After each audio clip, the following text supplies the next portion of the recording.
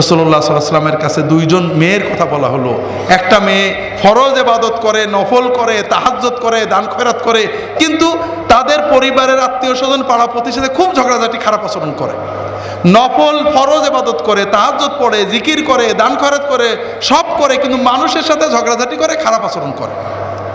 আর একটা মেয়ে মহিলা, তিনি ফরজটা পড়েন, নফল ইবাদত তেমন কিছু করে না, দান খয়রাতও করেন, কিন্তু মানুষের সাথে খুব ভালো আচরণ করে, পাড়া প্রতিবেশী আত্মীয় স্বজনের সাথে ভালো আচরণ করে, ব্যবহারটা সুন্দর। রাসূলুল্লাহ সাল্লাম প্রথমের কথা বললেন ও জাহান্নামে যাবে, আর দ্বিতীয় মহিলার কথা বললেন ও জান্নাতে যাবে। সুনানে আবু দাউদ অন্যান্য কিতাবের সহিহ হাদিস।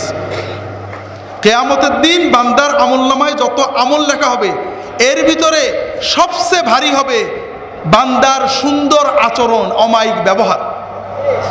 যার ব্যবহার সুন্দর, মানুষকে কষ্ট দেয় না, মানুষের কষ্ট সহ্য করে, ওই ব্যক্তি শুধু সুন্দর আচরণের কারণে, অমায়িক ব্যবহারের কারণে সারা রাত তাহাজ্জুদ পড়া এবং সারাদিন নফল রোজা রাখার মতো সওয়াব পেয়ে যাবে। সেদিন এক ভাই বলছেন যে ইসলামী ব্যাংক, সব দিনদার মানুষেরা স্টাফ, সেখানে গেলেও আমাদের সাথে খারাপ আচরণ করে। অন্যদের মাদ্রাসা হুজুররা, আলেম উলামা পীর মাশায়েখরা নাকি জালালি মেজাজ, খারাপ আচরণ করে।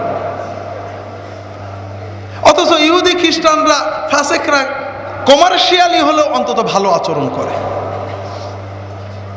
এটা কেমন কথা ভাইরা?